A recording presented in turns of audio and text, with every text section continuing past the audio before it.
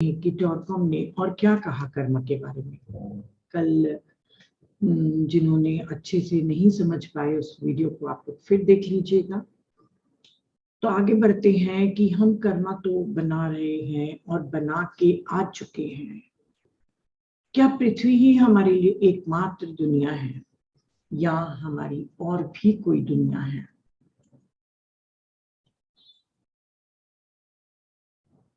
तो फ्रेंड्स, आज हम नेक्स्ट चैप्टर इनका सुनेंगे। अदर वर्ल्ड से किन को बोल रहे हैं? कोई दूसरे हायर डायमेंशन वाले वर्ल्ड को नहीं, हमारे ही शरीर के जो 7 शरीर होते हैं, physical, etheric, astral, mental, causal, supracausal, बुद्धिक, निर्वाणिक। तो उनका थोड़ा सा नेम चेंज रहता है, पर मेंटल लेवल तक के उनका सेम है। उसके बाद का मैं आपको बताऊंगी कि उन लोग थियोसॉफिकल सोसाइटी और एजलेस विजडम में कौन सा वर्ल्ड बोलते हैं। तो जैसे हमारे एथरिक बॉडी है, वैसे ही टॉरकॉम कहते हैं कि पृथ्वी का भी एक फिजिकल बॉडी है जो अर्थ है, फिर उसका एक और है एस्ट्रल वर्ल्ड है जिसको हम इमोशनल वर्ल्ड भी बोलते हैं, फिर मेंटल वर्ल्ड है। ये 4 वर्ल्ड्स के बारे में बताए हैं, उसके बाद के बारे में डिटेल में नहीं बताए हैं, पर थोड़ा बहुत आगे सुनेंगे। तो उन्होंने कहा जैसे हमारे वर्ल्ड्स हैं वैसे हमारी बॉडीज हैं, वैसे पृथ्वी की भी बॉडीज हैं। और अर्थ क्या करती है, उनसे सारे अपने दूसरे वर्ल्ड से, मतलब दूसरी जो उसके लेवल, उसको प्लेन बोलते हैं, तल बोलते हैं जिसको अपन हिंदी में, वहां से पूरी दूसरी गैलेक्सी से और सोलर सिस्टम से एनर्जीज लेती है। उसकी पृथ्वी की जो एथरिक बॉडी है वो सन से मेन लेती है अपनी एनर्जी। तो इसीलिए कहा जाता है कि यदि आपको अपनी एथरिक बॉडी, अपनी ऊर्जा को बढ़ाना है तो सन की रेज आपको चाहिए। सन में ज्यादा काम करना चाहिए, मतलब सनरेज आपके पास एब्जॉर्ब होनी चाहिए। एक और चीज बोली है, मैं आप लोग को मेंशन करूंगी, मुझे बहुत आश्चर्य लगा था क्योंकि मैं दूसरी बुक भी पढ़ते रहती हूँ। उसमें लिखा था कि रात के 10 बजे के बाद रीडिंग नहीं करना चाहिए क्योंकि ब्रेन सेल्स हमारी डैमेज होती हैं। सन से हमारा विजडम और इंटेलेक्ट जुड़ा हुआ है, इसलिए रात के 10 बजे तक के पढ़ाई करनी चाहिए। तो चलिए, उन्होंने कहा कि सन हमारे ग्रोथ के लिए, विजडम के लिए, इंटेलेक्ट के लिए, लव और लाइफ के लिए बहुत जरूरी रहता है। पूरा अर्थ उसे एब्जॉर्ब लेती है, जैसे वो लेती है एथरिक बॉडी से, वैसे ही हम भी अपनी एथरिक बॉडी से सारी कॉस्मिक एनर्जी लेते हैं। और जब भी हम बीमार पड़ते हैं क्योंकि हमारी एथरिक बॉडी में जो एनर्जी है वो कम हो जाती है, डिस्टर्ब हो जाती है। उन्होंने कहा जैसे हमारी एक आपने 7 बॉडीज अगर देखे होंगे तो आपको मालूम होगा कि 7 बॉडीज है हमारी, 7 संसार हैं। तो जैसे हमारे हैं वैसे ही पृथ्वी के जो एथरिक प्लेन है वहां पे हम जाते हैं, फिर एस्ट्रल वर्ल्ड में जाते हैं पृथ्वी के, फिर मेंटल वर्ल्ड में जाते हैं, फिर कॉजल, फिर सुप्रा कॉजल, फिर निर्वाणिक, वहां से फ्री।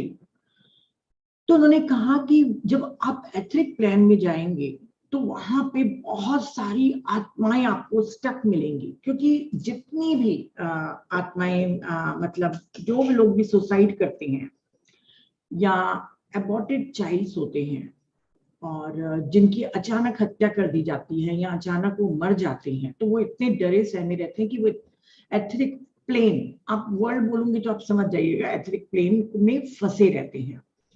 वहां क्या करते हैं, वो कुछ नहीं करते, सिर्फ स्टक रहते हैं। क्योंकि हमारी कर्मा की एनर्जी इतना माइन्यूटली एक एक चीज को डिटेल में एब्जॉर्ब करके रजिस्टर करती है, तो वहां पर आपको सिर्फ स्टक करके रख देगी वो, क्योंकि आपकी कार्मिक एनर्जी ऐसी है।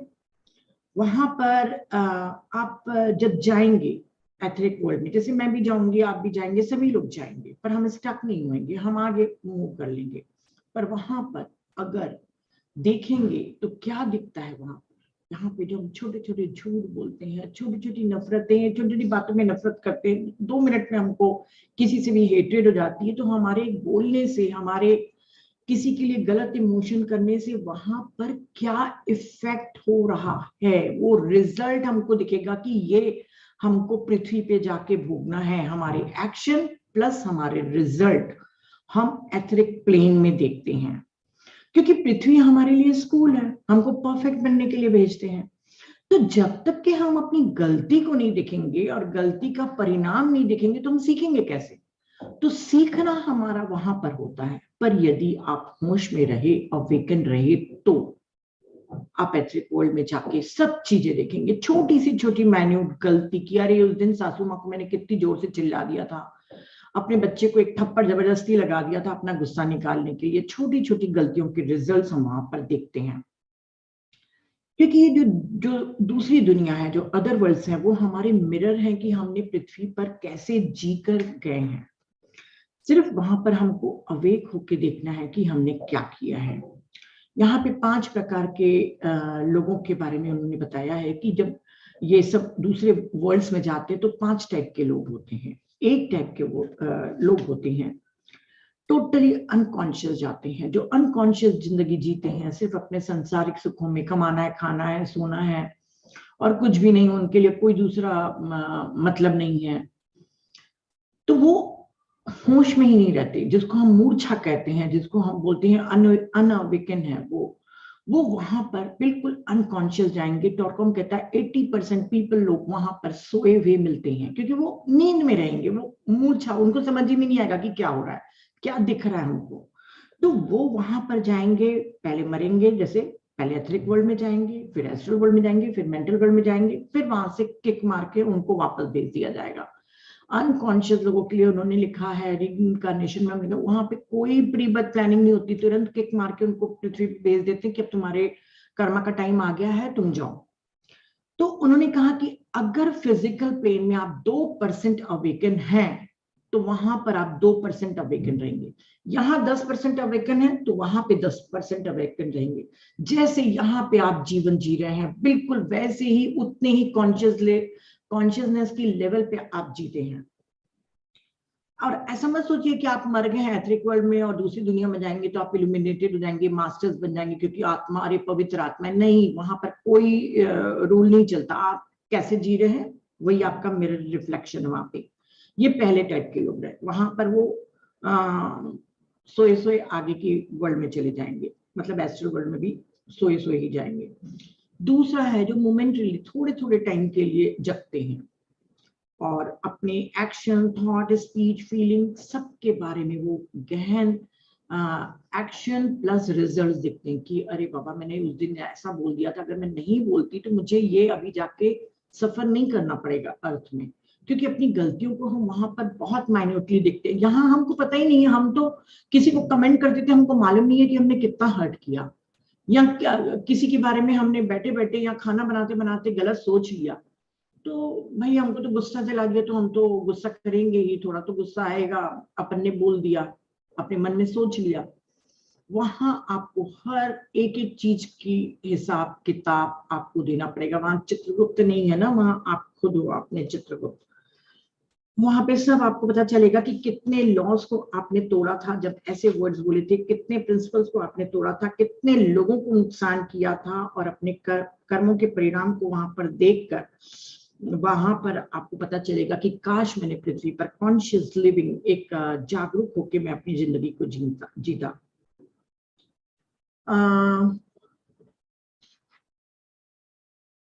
क्योंकि हम यहाँ पे यांत्रिक रूप से बहुत सारे नियम और सिद्धांतों को तोड़ते हैं, जबकि सोचते हैं कि अरे छोटा सा ही तो है, पर वहां पर जाके हमको हर चीज का पता चलता है कि क्या गलत है, क्या सही है।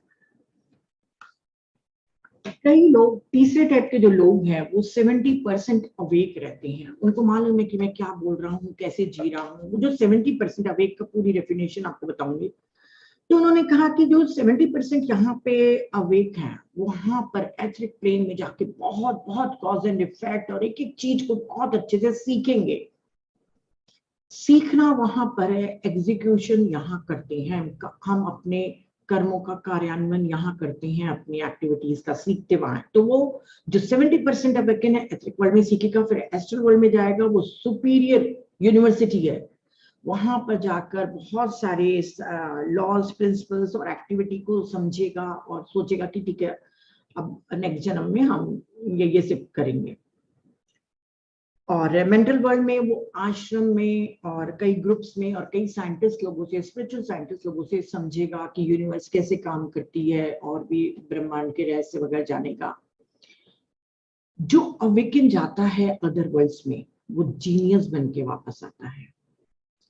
आप अगर क्योंकि अगर मान लो वहां पे अगर आपने 30 साल बिता दिए, मरने के 30 साल के बाद आप जन्म ले रहे हैं, वहां पे अगर आपने पृथ्वी के 30 साल बिता दिए, तो वहां पर आपको 3000 साल के बराबर आपको लर्निंग मिलती है, क्योंकि वहां पे टाइम बहुत फास्ट चलता है। टॉकम ने बहुत एग्जांपल दिया कि 2 मिनट के सपने में आप वहां पे 10 घंटे की इवेंट देख सकते हो। वो 2 घंटे की आपके सपने में भी हम सीखते हैं ना फ्रेंड्स, आप लोगों को समझना चाहिए, हम सपने में भी सीखते हैं। रोज आप जाते हैं एस्ट्रल वर्ल्ड और एथरिक वर्ल्ड सब समझ के आते हैं, पर आप कितने अवेकन हैं वो आपके ऊपर डिपेंड करता है। और मरने के बाद तो हम जाते ही हैं, वहां पे सीखते ही हैं। तो उन्होंने कहा कि अगर आप वहां पर 2 मिनट का यहाँ पे करो तो इमोशनल प्लेन में आप 30 इयर्स कर लीजिए, मेंटल प्लेन में 300 इयर्स कर लीजिए, इतना आप सीख के आ सकते हैं अगर आप अवेकन हुए तो। और जब आप अवेकन रहेंगे वहां पर और सीखेंगे, तो आप वो गलतियों को क्यों करेंगे? जब आप देख लेंगे कि अरे भाई मुझे अपनी सासू माँ को नहीं चिल्लाना था, मुझे अपने बच्चे को नहीं मारना था, किसी के लिए बुरा नहीं सोचना था, वो क्यों करेंगे? अगर आपने चोरी की है तो वहां पे आपने लर्न कर लिया, तो अगले जन्म में फिर आपको वो अर्ज होएगी, वो टेम्पटिंग होएगा कि चोरी करे, पर आपको वो याद आएगा सबकॉन्शियसली, आपके पास वो ज्ञान रहेगा कि मुझे चोरी नहीं करनी, तो आप नहीं करेंगे। आप वो कोई काम नहीं करेंगे जो वहां पे सीख के आए हैं, पर जब आप अवेकन रहेंगे तो ही। तो ये 3 टाइप के लोग हैं।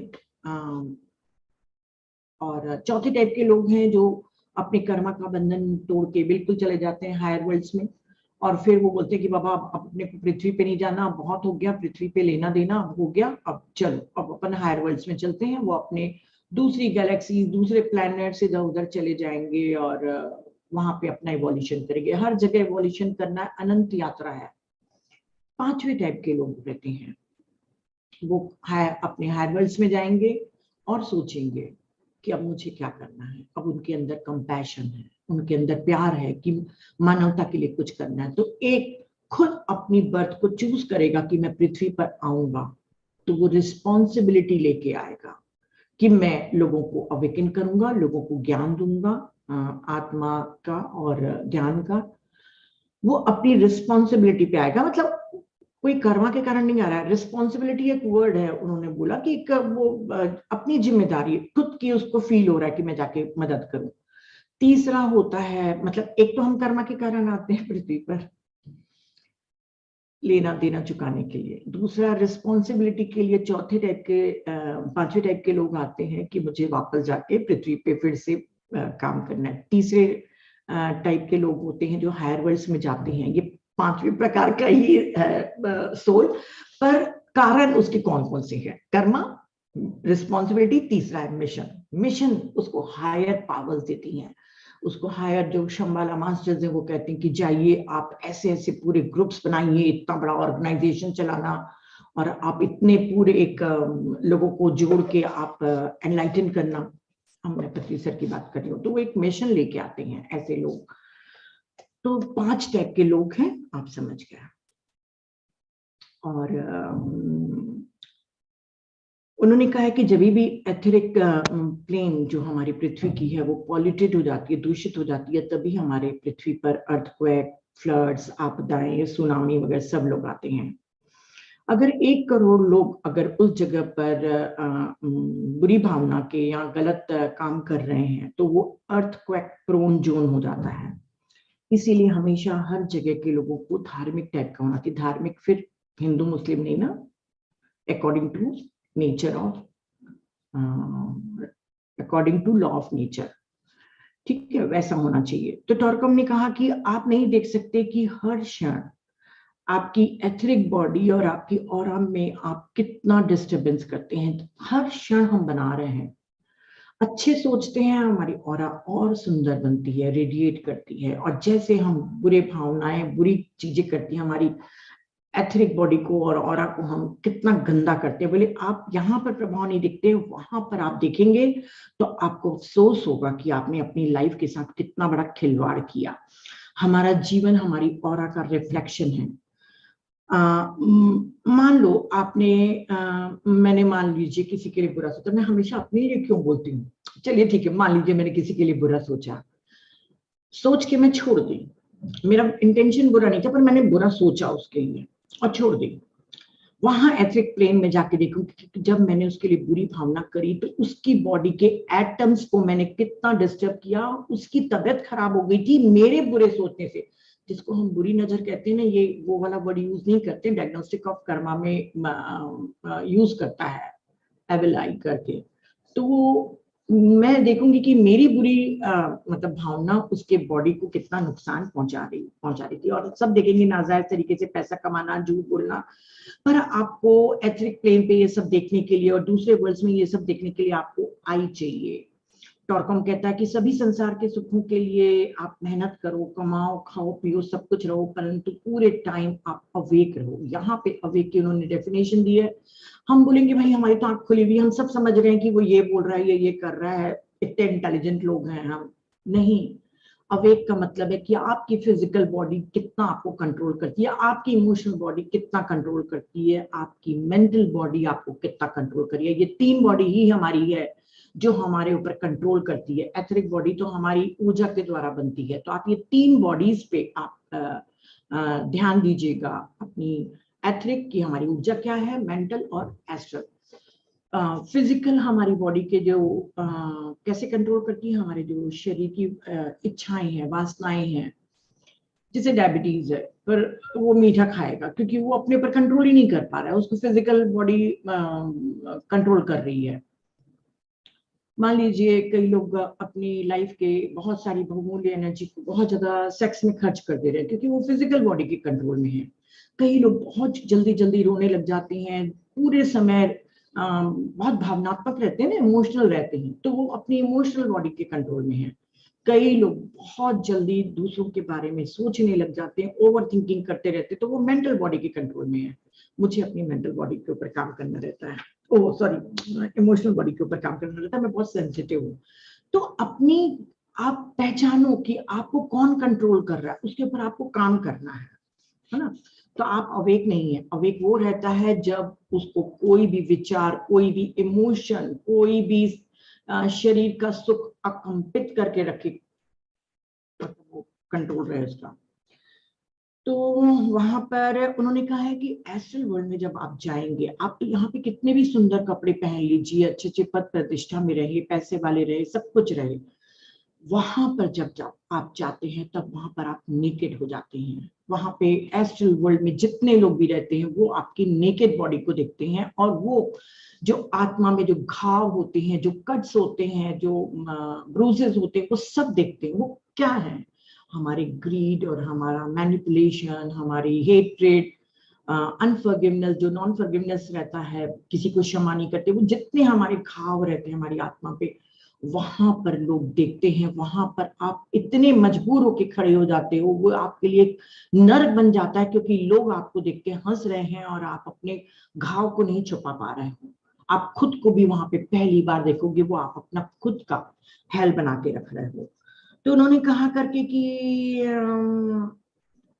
अगर बिना कॉन्शियसनेस को एक्सपैंड करे आप ऐसे अदर वर्ल्ड्स में जाएंगे, तो जैसे मैंने पहले भी कहा, बार बार आपको पृथ्वी पर फेंक दिया जाएगा बिना आपसे पूछे। उन्होंने कहा फर्स्ट और सेकंड कैटेगरी के लोग, अर्थात जो फर्स्ट कैटेगरी के थे, जो पूरी तरीके से अनकॉन्शियस थे, सोए हुए थे, पूरे समय सोए हुए, उनको मतलब ही नहीं है। दूसरे कैटेगरी के कौन से थे, जो मोमेंटली थोड़ा सा क्षणिक टाइम में उठते थे और थोड़ा बहुत देख लिया, अरे हाँ हाँ मैंने ये गलती करी। उनके लिए सोलर एंजल्स और गाइड बहुत हेल्प करते हैं, उनको उठा के 1-2 मिनट तक के वहां पे उनकी गलतियां दिखाते हैं। वहां का 1-2 मिनट आप समझ रहे हैं कितने सालों का हमारा रहेगा, इतना उनको ज्ञान देते हैं ताकि वो विकसित हों और एक अच्छे पेरेंट्स के घर में पैदा हों और एक अच्छी लाइफ को जिए। तो उन्होंने उन्होंने कहा कि अदर वर्ल्ड्स यहाँ पे हमारे जीवन जीने का परिणाम है। वहां पर हम कोई भी न्यू कर्म नहीं बनाते हैं, वहां पे हम एक यांत्रिक मशीन बन जाते हैं, ऑटोमेटन बन जाते हैं। वहां पे हमारे को फ्री विल भी नहीं है। जितने टाइम तक कि हमारे को स्टक करना लिखा रहेगा, हम स्टक होके पड़े रहेंगे। पर जो अवेकन लोग हैं वहां पे वो कर्मा बनाते हैं, न्यू कर्मा बनाते हैं। कैसे बनाते हैं, सीखते हैं, सर्विस करते हैं, ताकि वहां की भी लाइफ उनकी अच्छी हो, और जब अगला जन्म पृथ्वी पर लेकर आए तो एक शानदार अपनी लाइफ को बुन कर आए। तो सिर्फ अवेकन लोग वहां पे कर्मा बना सकते हैं, बाकी सब लोग वहां पे ऑटोमेटन रहते हैं। तो बेस्ट वे है अपने पास्ट लाइफ के कर्म को करने का कि आप उसको कोऑपरेट करें और टॉरकॉम ने कहा कि वहां पे हम सीखते हैं, यहाँ एग्जीक्यूट करते हैं, इसीलिए हम रिश्तों को, अपने लोगों को, अपने टीचर्स को, उन सब के साथ हम फिर से यहाँ पे पृथ्वी पे आके रिश्ते बनाते हैं। ऐसे ही कपटी शत्रु जो भी हमारे रहते हैं, उनको अपने कर्मा को सॉल्व करने के लिए फिर से हम यहाँ पर मिलते हैं। तब आपको बहुत सावधानी से अपने कर्मा को सॉल्व करना है और उनको फ्रेंड और कोवर्कर बनाना है। आपने वहां पे सीख लिया कि मैं इस फ्रेंड के साथ, इस रिलेशन के साथ, अपनी मदर इन लॉ या आपके हस्बैंड के साथ मैं बिल्कुल कोऑपरेट करके रहूंगी, अच्छे से रहूंगी, सब कुछ सीख लिया वहां पर। यहाँ पर आकर हम फिर से माया और अपने इच्छाओं और अपनी वासनाओं में उस लर्निंग को हम भूल जाते हैं। तो यहाँ पे उन्होंने कहा बहुत सावधानी से आप अपने कर्मा को फेस करिए, सॉल्व करिए और हर रिश्ते को आप फ्रेंडशिप में बदलिए। और हेलेना और रॉयचर ने एक बहुत ही अच्छी स्टेटमेंट दिया है कि जो यहाँ पर आप रियलाइज नहीं करते हैं, वहां पे आप रियलाइज नहीं करेंगे। यहाँ पे आपको शुरुआत करनी पड़ेगी। अगर प्यार आपको सीखना है तो पहले यहाँ पे आपको प्यार बांटना सीखना पड़ेगा।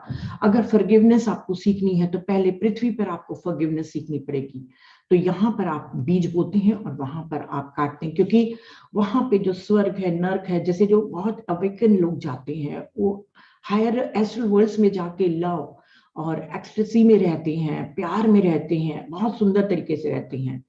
तो वो अपन रीइंकार्नेशन में जानेंगे। तो वहां का हेल और हेवन आप यहाँ पर बनाते हैं। टुमारो इज नाउ, है ना। तो आप बहुत सोच समझ के करिए। और उन्होंने कहा है कि जितना आप जागरूक रहेंगे पृथ्वी पर, जितने आपके कर्मा कम होंगे, उतना ही वहां पर अवेक होने के, सीखने के ज्यादा चांसेस रहेंगे। स्क्रिप्चर्स में जो बार बार लिखा हुआ है फियर ऑफ गॉड, अब उसको हटा के फियर ऑफ कर्मा कर देना चाहिए, ताकि हर व्यक्ति अपने कर्मा से डरे।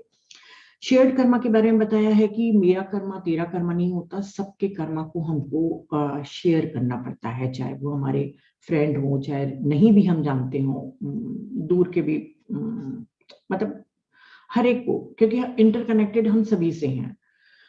तो हम हर क्षण में दूसरे के साथ शेयर करते हैं और सबका विकास होगा, तभी ह्यूमैनिटी आगे बढ़ेगी और प्लैनेट हील होएगी। तो उन्होंने कहा आप दूसरे की चिंता भी करिए, पर सबसे पहले अपने आप का बेस्ट वर्जन दीजिए, अपने आप को सुधारिए। आप फैमिली कर्मा, ग्रुप कर्मा, ये सब मैं ज्यादा डिटेल में नहीं बताऊंगी।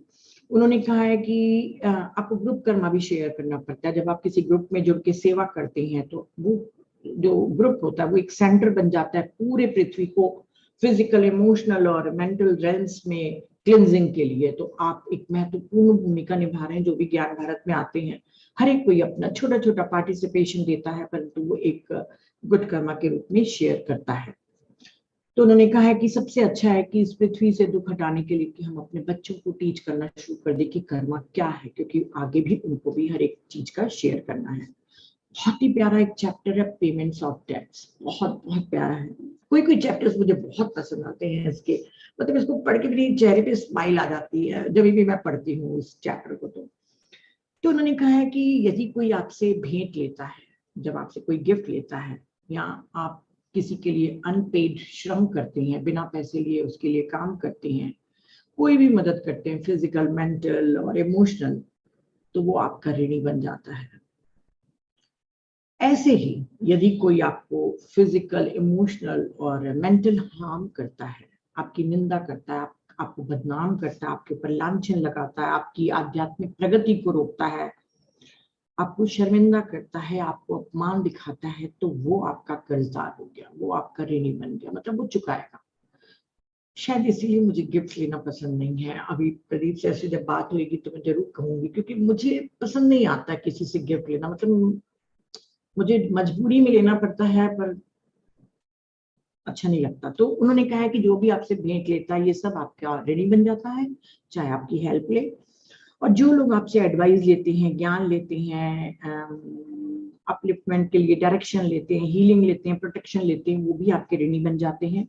जो आपको धोखा देते हैं, हार्म करते हैं, वो सब जितनी भी आपके साथ निंदा, बुराई, वो सब समझ गए ना आप, वो आपके ऋणी होंगे। आप चिंता मत करिए, जो भी वो कर रहे हैं आप बिल्कुल आराम से सो जाइए घर में, क्योंकि आपके बैंक में पैसा जमा होते जा रहा है। किसी न किसी आपके जीवन के चौराहे पर ये काम आएगा, आपके डेंजर में या कभी भी आपको ये सब काम आएगा। इसीलिए आप किसी के भी बुरे व्यवहार से दुख मत करना, 100% फ्यूचर में वो आपको रिटर्न पे करेंगे। उन्होंने कहा है हमारे सबसे बड़े हेल्पर वो होते हैं जो हमको पास्ट में बहुत हर्ट करे रहते हैं, या हमने उनकी बहुत सेवा करी है इसीलिए वो ऋणी हो गए। क्योंकि जब भी हम किसी की सेवा करेंगे, कोई भी मदद करेंगे, तो हमारे ऋणी रहेंगे, तो हमारे वो हेल्पर बन के आते हैं पृथ्वी पर और जो हमको हार्म करते हैं।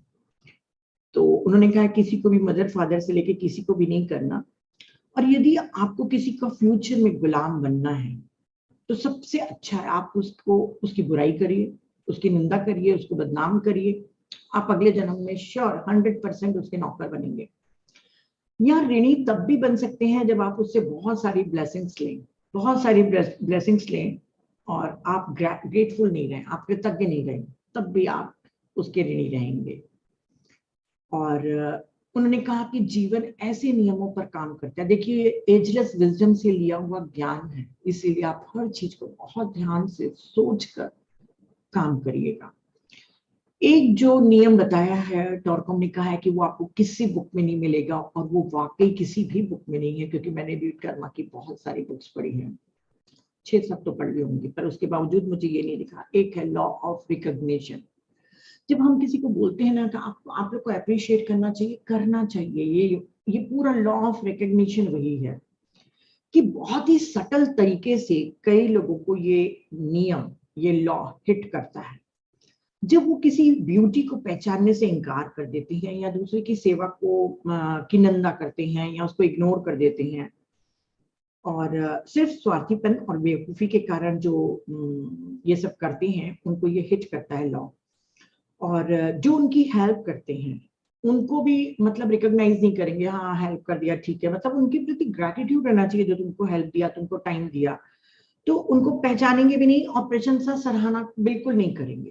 तो ये बहुत बड़ा पाप है कि चारों तरफ आपका प्रकाश है और आप उसको डिनाय कर रहे हैं, आप उसको नहीं मान रहे। और ये बहुत बड़ा अपराध है कि आपके चारों ओर सुंदरता है और आप उसकी निंदा कर रहे हैं। जब आप दूसरों के मूल्यों को रिस्पॉन्ड नहीं करते, दूसरे अच्छे काम कर रहे हैं पर उसको रिस्पॉन्ड नहीं करते, तो इसका अर्थ है कि तुम जेलसी से या ईगो से दूषित हो। दूसरों की महत्व को, मतलब दूसरों की वैल्यू अगर बढ़ रही है और आपको जलन हो जा रही है, तो आप अपनी सोल के अगेंस्ट हो। ये कॉन्शियसनेस की सबसे दयनीय अवस्था है, जब तुम एक फ्रस्ट्रेटेड पर्सन के समान अपने ही आत्मा के विपरीत खड़े हो। क्योंकि दूसरे की कीमत को नहीं मानना अपने भीतर के जीवन के स्रोत को मानने से इनकार करने जैसा है। कितना प्यारा मैंने सेंटेंस लिखा है, बताओ। तो आप समझ गए होंगे, यदि आपके पास कोई स्पीकर आता है, जब हमारे पास अच्छे स्पीकर आते हैं, कितना टाइम देते हैं, सब कुछ करते हैं, और कितना आसानी से सब लोग बोल देते हैं कि अच्छा नहीं था, लोग मीटिंग लीव करके चले जाते हैं। ये कई लोग हमारी इसका मजाक भी उड़ाते हैं। तो मतलब ये समझ रहे हैं ना कि लॉ ऑफ रिकॉग्निशन, जो भी आपके सामने अच्छा काम हो रहा है आप उसको अप्रिशिएट करिए। अगर अप्रिशिएट नहीं कर सकते तो मुंह बंद करिए, किसी के साथ उसकी निंदा मत करिए। Will power and Karma. Will power हमारी एबिलिटी है। ये चैप्टर खत्म हो गया ना, पेमेंट्स वाला, बहुत प्यारा चैप्टर था। Thank you thank you thank you Manisha ji, मुझे भी बहुत पसंद आया ये वाला चैप्टर। मैं बहुत मतलब शॉर्ट में तो बता रही हूँ, आप लोग जब पढ़ेंगे ना तब आपको बहुत मजा आएगा। विल पावर एंड कर्मा है। तो विल पावर क्या है? हमारी एबिलिटी है कि हम तीनों बॉडीज को किस तरीके से ऑटोमेटिक रिएक्शन से रोकते हैं। हमारी विल पावर होनी चाहिए ना। आपने सुन लिया, रे नहीं तब मैडम ने बता दिया, बहुत अच्छा है। कल मेरे हस्बैंड जब कोई कमेंट करेंगे तो मैं बिल्कुल मुंह बंद करूंगी, क्योंकि मुझे साक्षी भाव में रहना है। नहीं तो मैम ने बताया, आपने कर दिया। विल पावर आपके पास चाहिए कि आप उसको रिस्पॉन्ड करिए, रिएक्ट मत करिए, पर फिर से वैसे ही आप करते हैं, ऑटोमेटिक हो जाते हैं, आप यांत्रिक बन जाते हैं। क्योंकि आपके लाइफ के पूरे पुश बटन दूसरों के पास हैं। अपनी इच्छाओं और अपनी इंद्रियों के ट्रैप में आप बार बार फंसते रहते हैं। तो आप जितना विल पावर को विकसित करेंगे, जितना अपने कर्मास को कम करते जाएंगे, सर्विस से जुड़ते जाएंगे, आप परफेक्ट होते जाएंगे। देखिए हर चैप्टर में उन्होंने सर्विस के बारे में लिखा है। मैं कितने बार तो बोलती भी नहीं हूँ कि तो आप लोग बोर हो जाओगे सर्विस सुन सुन के। सेवा परमो धर्म। मैं उम्मीद करती हूँ कि इस सेशन के बाद ज्ञान भारत में बहुत सारे लोग टीम में जुड़ेंगे। माही चार्ट बनाते बनाते थक जाएगी। Levels of Karma. उन्होंने कहा है कि जब भी हम कोई काम करते हैं, कोई भी हम एक्शन करते हैं, तो उसके जो रिएक्शन होते हैं वो, जैसे मान लीजिए मैंने आपको धक्का दे दिया, बार मैं अपने को क्यों बोलती भाई, मान लीजिए किसी व्यक्ति ने किसी को धक्का दे दिया, तो अब उसके बुरे कर्म सिर्फ फिजिकल फॉर्म में नहीं आएंगे, तीनों लेवल पे भी पहुंच सकते हैं। उसको फिजिकली भी हार्म हो सकता है अगले जन्म में या इसी जन्म में, इमोशनली भी हार्म हो सकता है और मेंटली भी। तो हम जो भी हम कर रहे हैं उसका जो रिएक्शन है वो 2 लेवल में भी आ सकता है, 1 लेवल में भी, 3 लेवल में भी, मोस्टली 2 या 3 लेवल में आता है। उन्होंने कहा है कि वो आता है, पर कब आता है वो आप नहीं जान सकते, है ना, क्योंकि कोई भी ये जो फील्ड है खाली नहीं है। अगर हम एक उंगली भी हिला रहे हैं तब भी हम एक इलेक्ट्रिक इम्पल्स को बाहर, इलेक्ट्रिक चार्ज को फेंक रहे हैं स्पेस में। आप जो भी करते हैं, गाना गाते हैं, डांस करते हैं, बोलते हैं, सोचते हैं, हर एक में आप एक इलेक्ट्रिक चार्ज को फेंक रहे हैं, तो वो कब आपके पास वापस आएगा वो आपको नहीं मालूम। और इस प्रकृति में है लॉ ऑफ एब्सोल्यूट जस्टिस, यहाँ पर अन्याय नहीं होता, जो आप बोगे आपके पास आएगा। हो सकता है आपने किसी को फिजिकली हार्म पहुंचाया है, तो उसका जो फिजिकल रिएक्शन है, जो मतलब उसका जो लौटेगा, वो हो सकता है 2000 साल बाद आए, पर उसका इमोशनल रिएक्शन 15 साल के बाद आए, या उसका मेंटल रिएक्शन, मतलब उसका प्रतिफल ना, रिएक्शन का मतलब प्रतिफल, इमीडिएटली भी आ सकता है और 15 दिन में भी आ सकता है। कोई भी भाग नहीं सकता, आपके हर इलेक्ट्रिक चार्ज जो आप बाहर फेंक रहे हैं उसको आपको वापस लेना ही है। हमारी इलेक्ट्रिक चार्जेस हम फेंकते हैं, मैग्नेटिक चार्जेस से हम उसको खींचते हैं, क्योंकि हर एक चीज हमारे जो इम्पल्सेस हैं वो रजिस्टर्ड हो जाती हैं स्लोली और फार क्विकली, वो ट्रैवल करती है। जैसे मान लो मैंने अभी कुछ बोला, वो ब्रह्मांड में जाएगी, स्लो जाएगी या क्विक जाएगी मुझे नहीं मालूम, पर वो वापस एक चार्ज के साथ, उसने कहा कि डिफरेंट चार्ज के साथ सोर्स के पास वापस आएगी। मैं हमेशा एक सेंटेंस बोलती हूँ कि ब्रह्मांड में, ब्रह्मांड के केंद्र बिंदु आप हैं, जो आप फेंकेंगे आप ही के पास आएगा, बूमरैंग है बिल्कुल। तो जो आप फेंकेंगे कब आएगा हमको नहीं मालूम, पर यही जो हम फेंक रहे हैं आ रहा है, हमारे एटम्स बन रहे हैं, इसी का ही एक्यूमुलेशन हमारा अगला जन्म निर्धारित करेगा। मैंने जैसे कहा कि रॉबर्ट शॉर्ट से काफी कॉन्ट्रडिक्शन है, आप लोग बहुत चीजें जानेंगे कि वहां पे कोई पूछेगा नहीं, आपके एटम्स रहे खराब तो आपका तुरंत एक ऑर्गन कम कर देंगे या डिसेबल कर देंगे, मतलब इनका ज्ञान अलग है ना थोड़ा सा। आपको मैनिफेस्ट हुआ, आपको वो लेना पड़ेगा कर्म का प्रतिफल, ठीक है। तो फ्यूचर सेल्फ आप बनाते हैं, और ह्यूमैनिटी हमारा कलेक्टिव कर्मा का जोड़ है। कर्मा कोई फ्रोजन पिक्चर नहीं है कि आप सोचे कि अब कर्मा है तो कैसे करें, ये फ्लूइड है, इसमें माइनर और मेजर चेंजेस आपके हाथों में है through service and labour. Service से आपके कर्म करते हैं, लेबर मतलब आपको श्रम करना पड़ेगा अपने स्पिरिट को 7 प्रिंसिपल्स की तरफ ले जाने के लिए, ब्यूटी जॉय वगैरह सब आप जो जानते हैं। या तो 2 अप्रोचेस हैं, या तो कर्मा आपको कंट्रोल करेगा या आप कर्मा को कंट्रोल करेंगे। आप कर्मा को कब कंट्रोल कर पाएंगे, जब आप अपने जीवन को सर्विस के लिए, जन कल्याण के लिए समर्पित कर देंगे, तब आप अपने कर्मा को कंट्रोल कर सकते हैं। आपके अच्छे वर्ड्स वगैरह सब ये आप समझ गए, सब आपके सेविंग अकाउंट में, ये सब जानते हो ना, सब प्रबुद्ध लोग हैं, सब सेविंग अकाउंट में होगा। आप ये मत सोचिएगा कि मैंने अगर मान लो किसी को 1 गिलास पानी पिला दिया किसी गरीब को, तो ये क्या है, तो कोई नहीं, वो एक एक छोटी छोटी चीजें हमारे एटम्स बना रही हैं, इसको अपने दिमाग में रखिएगा। और यही हमारा सेविंग अकाउंट, जब हमारे पास मुश्किल आती है, डेंजर आता है, तो हमको बचाता है। जितना रहेगा, उन्होंने हर जगह कई जगह लिखा भी है कि आपके पास फेदर्ड फ्रेंड आएंगे, मतलब वही एंजल्स आएंगे। तो कर्मा चुकाने की, जो हम कर्मा चुकाते हैं हम प्यूरिफाई होते हैं, और जितना हम चुकाते जाएंगे हम एनलाइटेंड होते जाएंगे, हमारे अंदर से खुशी बहने लग जाएगी। और इसी कारण हमको जो ये कर्म चुकाने की जो प्रक्रिया है, जो दुख और सौरों से हम गुजरते हैं, सामना करते हैं, उसको कई स्क्रिप्चर्स में गिफ्ट्स ऑफ गॉड का है या मैसेंजर ऑफ गॉड का है, क्योंकि दुख जगाता है, सुख सुला देता है। और ये भी संभव है, उन्होंने कहा है कि ये भी संभव है कि कुछ लोग तुमको हर्ट करें जबकि आप डिजर्व भी नहीं करते, आप कुछ नहीं कर रहे हैं उसके साथ, पर फिर भी वो आपको हर्ट कर रहे हैं। आप तो प्यार दे रहे हैं पर वो आपको हर्ट कर रहे हैं। हो सकता है कि वो इंटेंशनली हर्ट कर रहे हो सकता है कि वो इन्फ्लुएंस में हो कोई डार्क फोर्सेस के, कि आपकी सर्विस को वो रोक दें। आप यहाँ कोई बड़ा काम कर रहे हैं, कोई बड़ा सर्विस का काम कर रहे हैं मानवता के लिए, तो वो आपके लिए बाधा बनने के लिए डार्क फोर्सेस आपके ऐसे लोगों को चुन के आपको टारगेट बना के आपको हर्ट कर सकता है।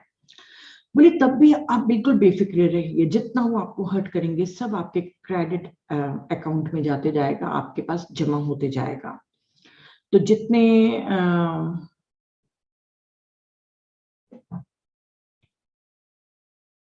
हाँ, हमारी मुश्किल के टाइम में काम आएगा। और यदि मान लो कोई हमको हेल्प करता है तो हम उसके, हमारे कंधों पे एक रिस्पॉन्सिबिलिटी रहती है कि हम उसको वापस करें, सर्विस करके या हेल्प के द्वारा उसी को या किसी और को हमको वापस करना है। तो कैसे पहचानेंगे कि जिसने हमको हर्ट किया या हेल्प किया वो हमारा कर्मा है या नहीं? बहुत प्यारा क्वेश्चन है और बहुत लोगों को इसके बारे में क्यूरियोसिटी भी होगी कि हम पहचाने कैसे कि ये हमारा कर्मा है कि नहीं। और हमने बहुत ही प्यारी डेफिनेशन दी है कि यदि आपको कोई हर्ट कर रहा है तो आप बहुत जल्दी रिकवर हो जाते हो, बहुत जल्दी उससे उबर जाते हो, तो समझ जाना कि वो आपका कर्मा नहीं था। और जितना भी उसने आपका नुकसान किया है वो आपके प्रॉफिट फंड में चला जाएगा, प्रॉफिट मिलेगा और आपके इवोल्यूशन में वो एसेट्स का के रूप में काम आएगा। जब आप बहुत टाइम तक ये सफर कर रहे हैं, आप समझ जाइए कि जब इमोशनली आप बहुत टॉर्चर हो रहे हैं या मेंटली, तो वो आपका कर्मा है, पर जल्दी रिकवरी मतलब नो कर्मा। और अब हम कैसे पहचानेंगे कि हमको जो मदद मिल रही है वो हमारी कर्मा है कि नहीं है? तो जब हमको कर्मा नहीं रहे, मतलब सामने वाला मतलब कर्मा नहीं है और सामने वाला हेल्प कर रहा है, तो आपको इनर सेटिस्फैक्शन नहीं होगा, अंदर से खुशी नहीं मिलेगी। आपको बर्डन लगेगा कि क्यों हेल्प कर दिया ठीक है, पर उसकी हेल्प के लिए आप दिल से अप्रिशिएट नहीं करेंगे। तो समझ गए होंगे आप, अगर मान लो आप कर्मा के कारण कर रहे हैं तो वो स्वीकार करेगा, खुश रहेगा, पर यदि कर्मा नहीं है तो वो आपको बर्डन लगेगी। तो आप पहचान सकते हैं हेल्प और हर्ट आपका कर्मा है या नहीं है।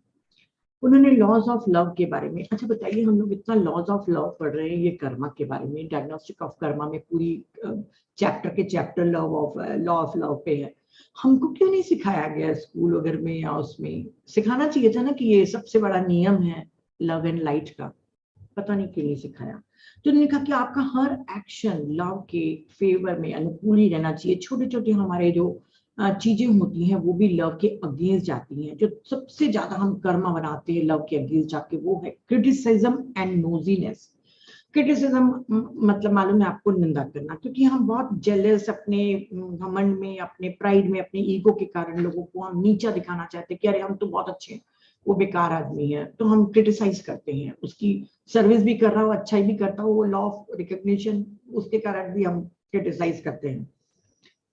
तो अपने को सुपीरियर दिखाने के लिए कई लोग करते हैं कि हम ज्यादा अच्छे हैं, तो क्रिटिसिज्म करते हैं।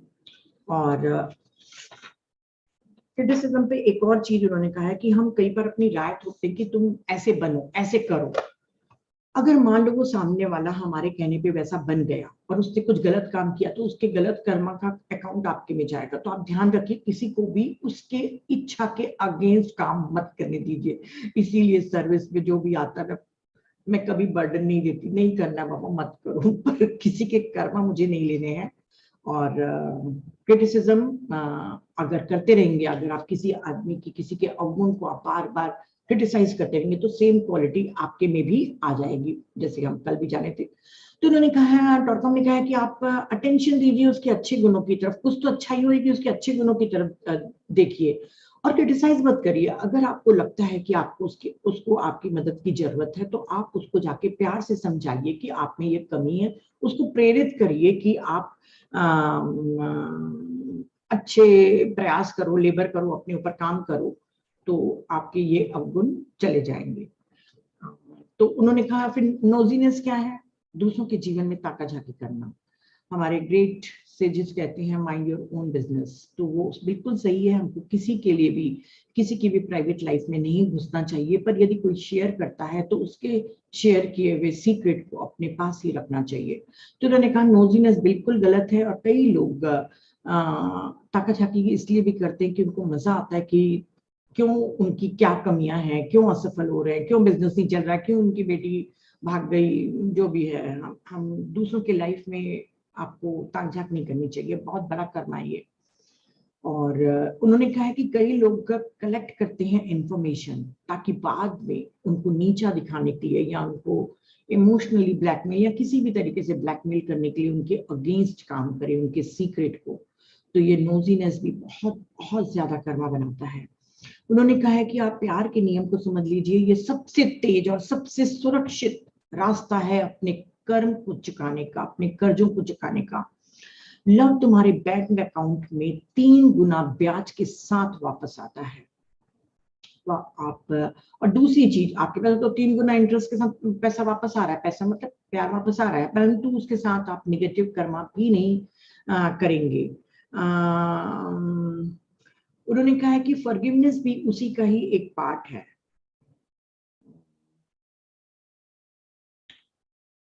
फॉरगिवनेस में एक चीज यहाँ पर उन्होंने कहा है कि अगर आप किसी को फॉरगिव कर देते हैं कि चलो ठीक है भाई, मैं तुमको माफ करा, तुमने मुझे इतना हर्ट किया, तो इसका मतलब ये नहीं कि उसके कार्मिक अकाउंट में से आपने उसके कर्ज को इरेज कर दिया। यूनिवर्स उसका खुद ही वो करेगा, मतलब न्याय करेगा उसके साथ।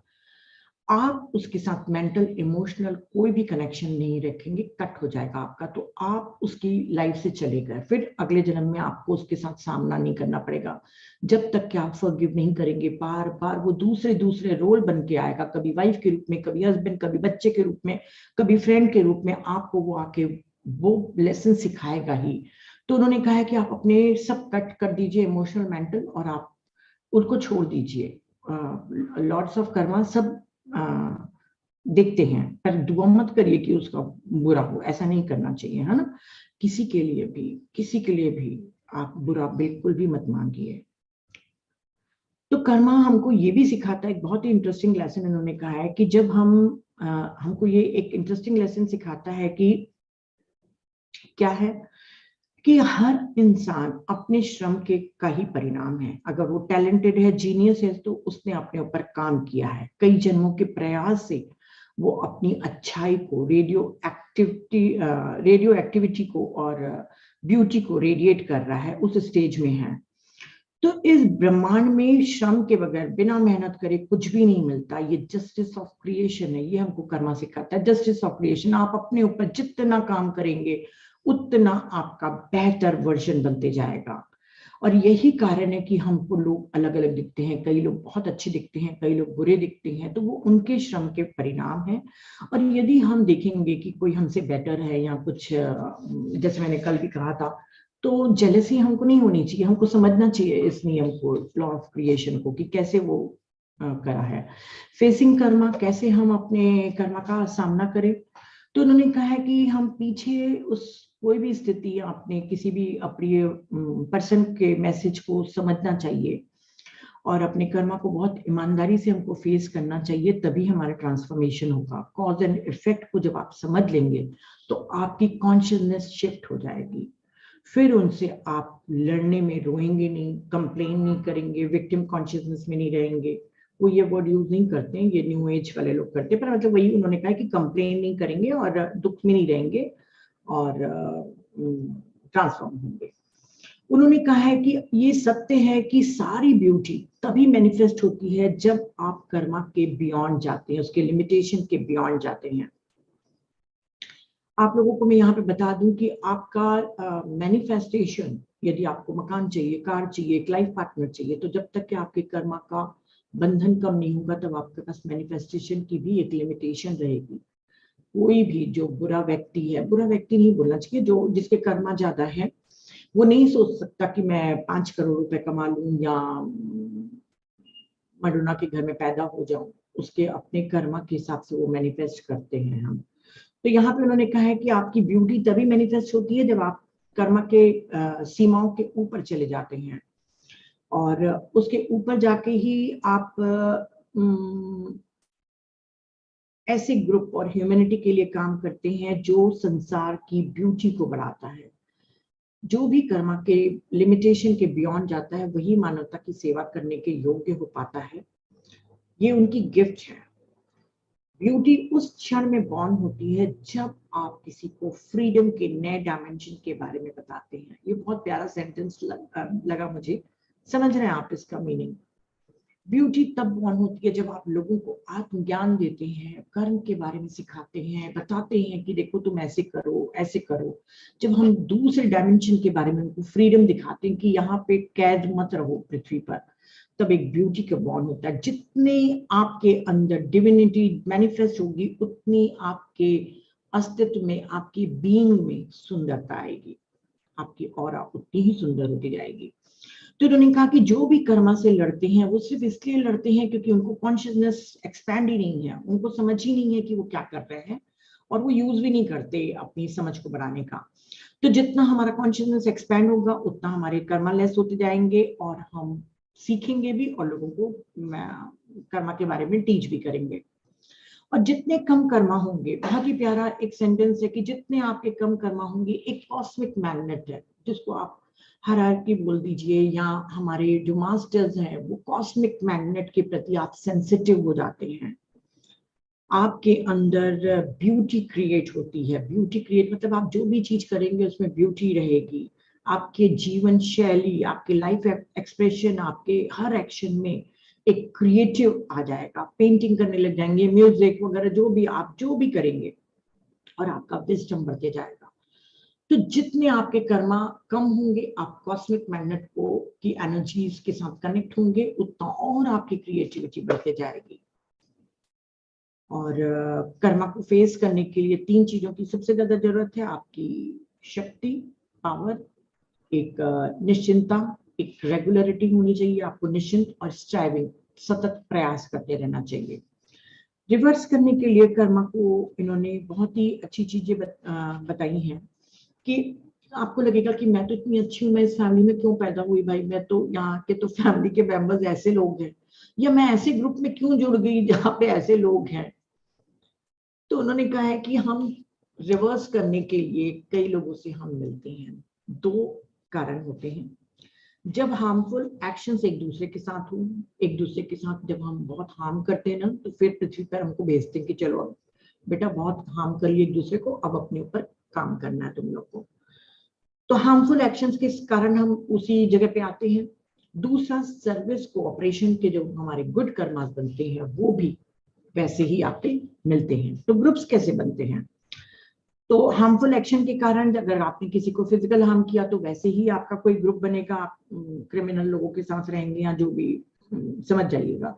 इमोशनल हार्म करेंगे तो वैसे ही लोगों के साथ आप संगत करेंगे इस जन्म में भी आके, और वैसे ही लोगों के साथ मिलके आपको काम करना पड़ेगा।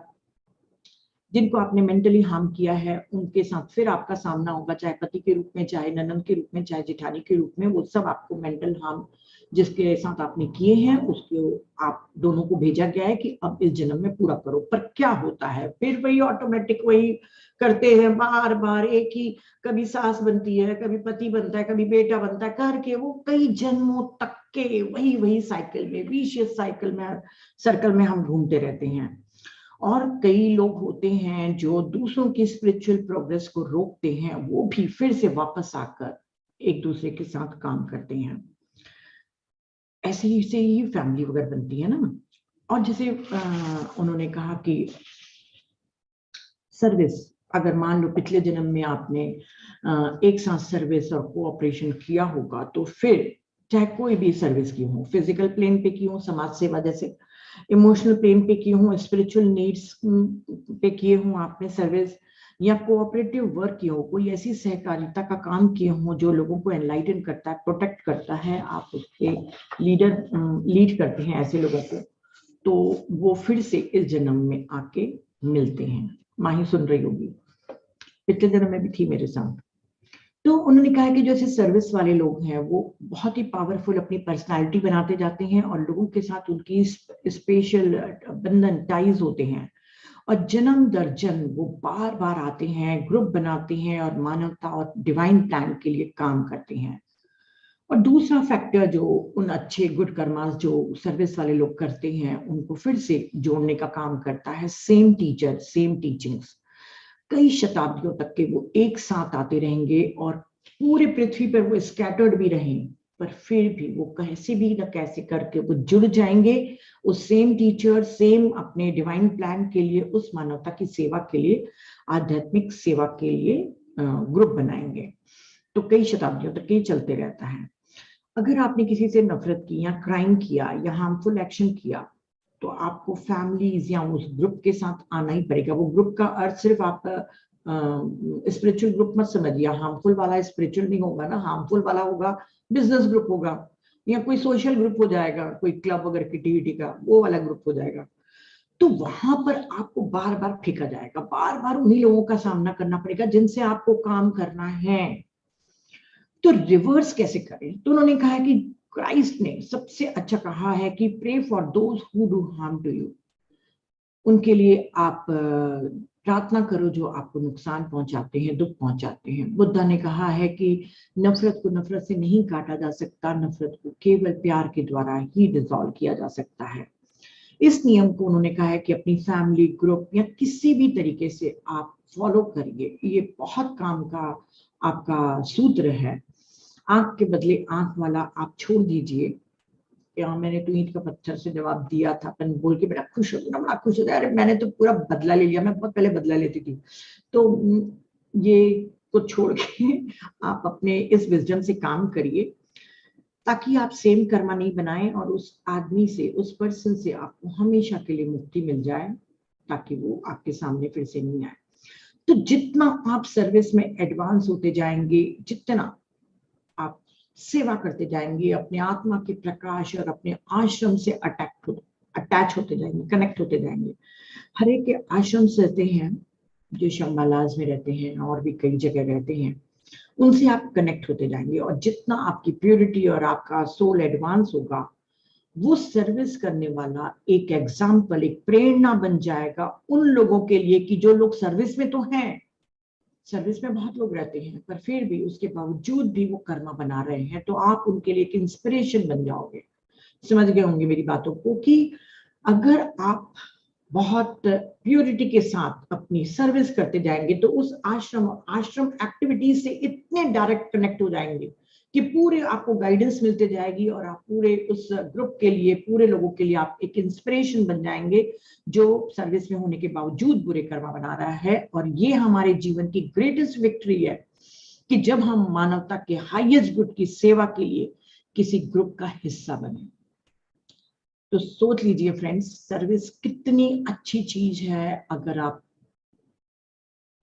मिरेकल चाहते हैं अपनी लाइफ में तो जरूर किसी भी ग्रुप का आप हिस्सा बनिए। लोगों को लगता है कि अगर हमने पेमेंट करेंगे तभी हम मतलब वापस करेंगे तभी हमारा बिल चुका पाएंगे, हमारा कर्मा बदलेगा। तो उन्होंने कहा कि बहुत तरीके से हम पेमेंट भी करते हैं। टॉरकॉम ने कहा कि मान लीजिए आपने मेरी हत्या की, अब अगले जन्म में मेरे को अर्ज होएगी तुमको देख के हत्या करने की, क्योंकि जो दिए हो वो तो लोगे ही, है ना। अब मेरी को टॉरकॉम बोल रहा है ना, मैं नहीं हूँ, टॉरकॉम बोल रहा है कि मुझे दूसरे जन्म में इच्छा होगी कि मैं तुमको मार डालूं क्योंकि तुमने मेरी हत्या की थी, पर मैं वहां पर अपने अर्ज को रोक के तुम्हारे अंदर की वो अर्ज, तुम्हारी टेंडेंसी, आपकी बुराई को मैं खत्म करने की कोशिश करूंगा, तुमको एनलाइटन करूंगा कि क्योंकि वो बुराई है उसके अंदर, तब तो उसने हत्या की थी पिछले जन्म में, वो टेंडेंसी तो है ही उसमें।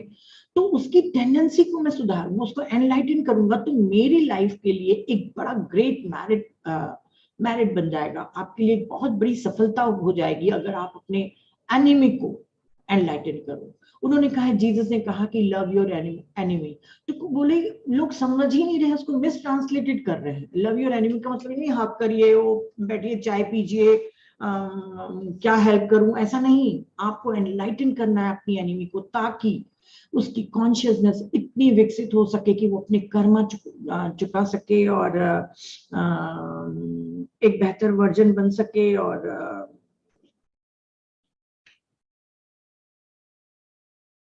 रिवर्स कर सके अपने कर्मा को। और उन्होंने कहा कि अगर अपने फ्रेंडशिप में अगर आपका जो वो है एनिमी है बना है, उसको अगर आपने रिवर्स करना सिखा दिया तो आपकी फ्रेंडशिप फॉर एवर एटर्नल हो जाएगी। तो उन्होंने कहा है कि आप जितने भी पढ़े लिखे हों, जैसे यहाँ पे मैं अपने मन से ऐड कर रही हूँ, चाहे जितने भी आप जूम सेशन अटेंड कर रहे हो, चाहे जितनी भी आप बुक्स पढ़ रहे हो, अगर आपको डिस्क्रिमिनेशन की एबिलिटी नहीं आती, आपको भेद करना नहीं आता कि अच्छा क्या है आपके भविष्य के लिए और बुरा क्या है, तो कोई फायदा नहीं है। उन्होंने भी यही कहा है कि आप समझिए कि क्या आपके लिए अच्छा है, क्या लोगों के लिए अच्छा है और क्या सभी के लिए अच्छा है। आपको भेद करना आना चाहिए। फर्स्ट थिंग है हम कर्मा को सीखें और दूसरों को भी सिखाएं, ताकि हम चूज कर सके अपने अच्छे एक्शंस, ताकि इस दुनिया से हम लिबरेट हों, कॉन्शियसनेस हमारी एक्सपैंड हो और अपने इस यूनिवर्स, अपने सोर्स, अपने ईश्वर से हम कनेक्ट हो सकें। कोर कर्मा जो शॉर्ट में बताऊंगी कि जैसे हमारा कर्मा एक रहता है इंडिविजुअल, फैमिली और ये सब कर्मा था, एक हमारे पास और कर्मा है उस ईश्वर के लिए जो उसके पर्पस, उसके मोटिव को पूरा करना है। हायर डायमेंशन के लोग, जैसे यहाँ पे तो पृथ्वी पे कर्मा है, तो मैं सोचती थी वहां के लोग क्या करते, क्या वननेस की लोग सेवा करते होंगे, पर वो भी वहां पे वननेस के लिए काम करते हैं। तो उन्होंने कहा है कि उस आत्मा का हमारे पास एक रिस्पॉन्सिबिलिटी है, एक है कि अपनी आत्मा को इतना अनुकूल इस लॉ, इस ब्रह्मांड की हार्मनी में लाना है कि आप उसकी ब्यूटीज को आप रेडिएट करें। जो ब्रह्म में गुण है वो आप में गुण हो, आप रेडिएट करें। ये आपका कोर कर्मा है, आपका ईश्वर का कर्म है। बिल्डिंग योर बॉडीज, फटाफट बताऊंगी, अच्छे सोचिए, क्योंकि तीनों बॉडीज आप रिक्रिएट करते हैं। जब भी हम मरते हैं तो फिजिकल बॉडी, एथरिक बॉडी छोड़ के जाते हैं, एस्ट्रल बॉडी को लेके जाते हैं, एस्ट्रल वर्ल्ड में जाते हैं, फिर एस्ट्रल वर्ल्ड में हम सीखते हैं, एस्ट्रल बॉडी को छोड़ देते हैं, फिर हम मेंटल वर्ल्ड में जाते हैं। 3 डेथ होती है हमारी, फिजिकल डेथ, एस्ट्रल डेथ और मेंटल डेथ। फिर मेंटल वर्ल्ड में जाते हैं, वहां सीखते हैं, मेंटल डेथ होती है, फिर हम अपने सीधे जो हमारा ट्रू होम है, जहाँ पे हमारा कॉजल वर्ल्ड बोलते हैं, उसमें हम चले जाते हैं। तो हम हर जन्म में जब आते हैं तो फिजिकल, एथरिक, मेंटल और इमोशनल चारों बॉडीज को हम फिर से रिक्रिएट करके लेके आते हैं। तो आपको यहीं से ही तैयारी करनी है, बिल्डिंग योर बॉडीज। तो उन्होंने कहा है कि आप अभी से ही अच्छे विचार करिए, बहुत ही उच्च विचार करिए, सभी के लिए कल्याण सोचिए, कितना भी कोई बुरा करे तभी भी आप ब्लेस करते रहिए। जैसे बुद्धा ने कहा है सबका मंगल हो, सबका मंगल हो, बस आप बोलते रहिए। आप सभी के लिए अच्छे विचार करते रहेंगे तो आपकी मेंटल बॉडी बहुत ही फाइन तरीके से बनेगी। यहीं से शुरुआत करनी है। रीपिंग इज एयर का, वहां पे आपको सोइंग हेयर और वहां पे आपको रीप करना है, यहाँ बोना है वहां काटना है अदरवाइज में। तो आपको यहाँ पे मेंटल बॉडी को बनाना है। इमोशनल बॉडी को अच्छा करने के लिए आप अपने अंदर करुणा, प्यार, ग्रेटिट्यूड, इन सब की भावनाओं को विकसित करिए, कल्टीवेट करिए, ताकि अगले जन्म में आपकी इमोशनल बॉडी बहुत अच्छी हो। और दूर रहिए 4 वायरस से। कौन कौन से वायरस है? सेल्फ इंटरेस्ट, स्वार्थी, ग्रीड, हेट्रेड, एक्सप्लॉइटेशन। ये 4 वायरस हैं आपके बॉडीज के, उनसे दूर रहिए। और उन्होंने कहा है कि आपको अपनी हेल्दी बॉडी, डायनेमिक बॉडी अगर आपको अगले जन्म में पाना है तो आप हमेशा ऐसे काम करिए जो लोगों के जन कल्याण के लिए हो, कॉमन इंटरेस्ट के हो, ऐसे काम करिए और किसी को भी एक्सप्लॉइट मत करिए। आपकी चारों बॉडीज शानदार लेकर आप आएंगे। सोलर एंजल्स के बारे में शॉर्ट में बताऊंगी कि सभी के सोलर एंजल्स होते हैं जो हमारे अवगुण, हमारे बुराइयों से हमको बचाने के लिए हमको हिंट्स देते हैं, सजेशन देते हैं, पूरे समय देते हैं, पर वो हमारे कर्मा में इंटरफेयर नहीं करते।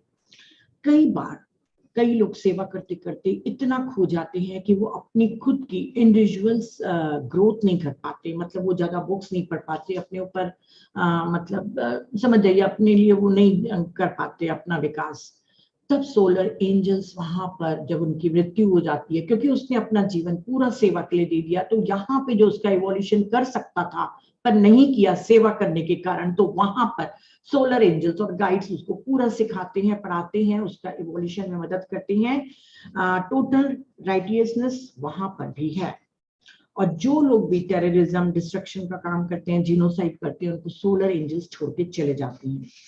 लॉ ऑफ कॉजलनेसनेस का मैंने आपको बताया था कि ईश्वर सबसे ऊपर है, अगर वो चाहे तो आपके प्रेजेंट पास सारे कर्मास को 1 सेकंड में खत्म करके आपको एनलाइटन कर सकता है। अंगुलीमाल, वाल्मीकि, बहुत बहुत सारे लोग हैं, कई लोग हैं जो 1 सेकंड में बने हैं, तो वो ईश्वर के इसी नियम के कारण है। बताइए कितने नियम हमको तो मालूम ही नहीं थे।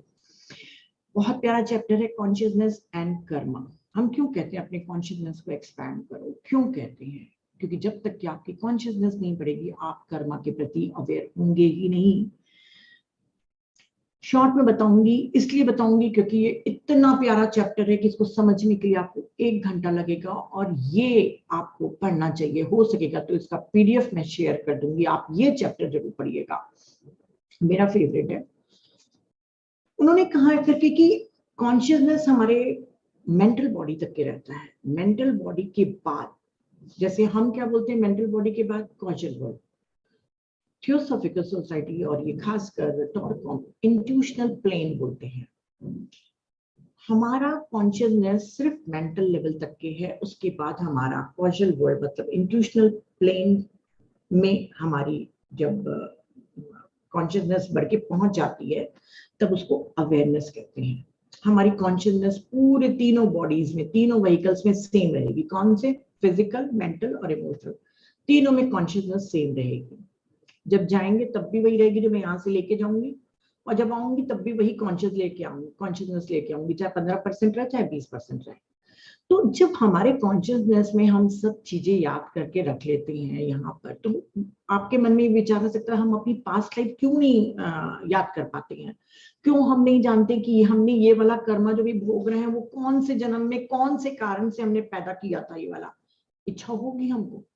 तो उन्होंने कहा करके कि आप पास्ट लाइफ तभी याद कर सकते हैं जब आपके हेड के 7 सेंटर्स होते हैं, वहां पर वो प्रकाशित जब तक के नहीं हो जाते तब तक कि आप अपनी मेमोरी को रिवायर नहीं कर सकते। उसको बहुत ही प्यारे तरीके से उन्होंने व्याख्या की है कि किस तरीके से हमारी कॉन्शियसनेस जब ऊपर जाती है तो बिल्कुल वैसे जाएगी, पर जैसे हम बॉडी में आते हैं तो वो कॉन्शियसनेस दूषित होते चली जाती है, सिर्फ इम्प्रिंट्स रहते हैं। तभी इम्प्रिंट्स होंगे जब उसको फायर मिलेगा वो 7 सेंटर्स का, और आप पूरी पास्ट लाइफ याद कर पाएंगे।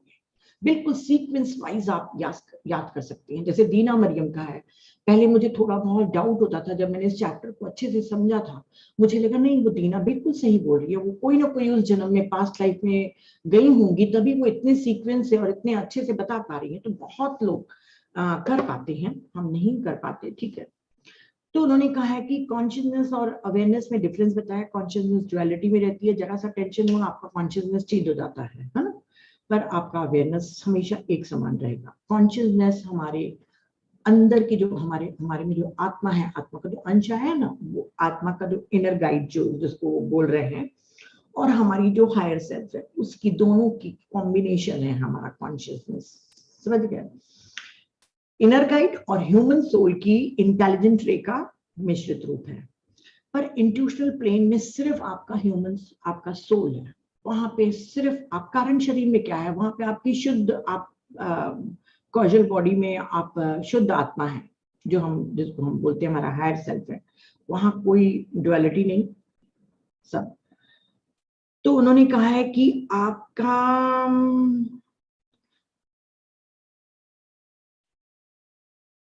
मुझे शॉर्ट करना पड़ रहा है ना, इसीलिए मुझे देखना पड़ रहा है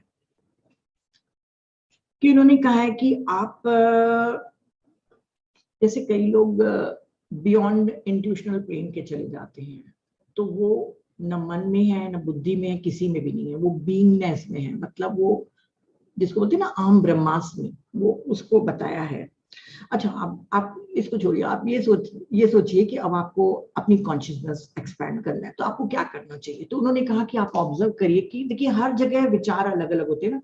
आप होटल में बैठेंगे तो आपको अलग टाइप के विचार आएंगे, आप ड्राइंग रूम में बैठेंगे तो अलग विचार आएंगे, गार्डन में जाएंगे तो अलग टाइप के विचार आएंगे। हर जगह की उस जगह के हिसाब से आपकी, हाँ जैसे समुद्र के पास जा रहे हैं, पहाड़ के पास जा रहे हैं, तो आपके विचार अलग हो जाते हैं। तो आप देखिए कि आपके सबसे अच्छे कल्याणकारी विचार, आपके मन में शांति के और कल्याण के विचार कहाँ पे आ रहे हैं। आप उस जगह पे जाइए, वहां पर जाके अपनी लॉफ्टी, अपने हायर थॉट्स को बनाकर अपने कॉन्शियसनेस को एक्सपेंड करिए। और कॉन्शियसनेस में इन्होंने नहीं लिखा, मैं बता रही हूँ, जो PSSM बोलता है, बुक्स पढ़ते जाएंगे आपका कॉन्शियसनेस एक्सपैंड होगा। तो आप अपनी जितना कॉन्शियसनेस एक्सपैंड करते जाएंगे, आपको हर चीज पता चलेगी कि मुझे कब रिएक्ट करना है, कब रिस्पॉन्ड करना है, कौन सी चीज सही है, कौन सी चीज गलत है। नहीं तो आप पूरी जिंदगी भर शिवानी सुनते रहिए, आपको कुछ समझ में नहीं आएगा। तो उन्होंने कहा है कि आप ये जो हमारी कॉन्शियसनेस है, कुछ ओकेजन्स में हमारी कॉन्शियसनेस हमको ब्लॉक कर देती है और कहीं कहीं पे हमको एनलाइटन कर देती है, क्योंकि हमारे कर्म छुपे हुए हैं हमारे कॉन्शियसनेस में। यदि कोई आदमी बहुत इंटेलिजेंट है, बहुत अच्छे से एक प्लान बना के अपने कंपनी के पास जा रहा है, तो हो सकता है उसको जॉब ही ना मिले, क्योंकि वो प्लान में एक छोटी सी गलती कर देगा, क्योंकि कर्मा उसके ऐसे थे उस समय उसको गलती करने के लिए मजबूर कर देंगे, वो गलती कर देगा, विपरीत नाश बुद्धि, वो है ना, तो वो गलती कर देगा और वो असफल हो जाएगा। पर यहीं पे अगर कर्मा उसके फेवर में रहेंगे, तो जब पूरे चारों तरफ अंधेरा रहेगा, कहीं पे उसको सफलता नहीं दिखेगी, तब भी उसके कर्मा उसको एक ऐसा स्टेप दिलवा देंगे, एक ऐसा आइडिया दे देंगे ताकि वो सफल हो जाए।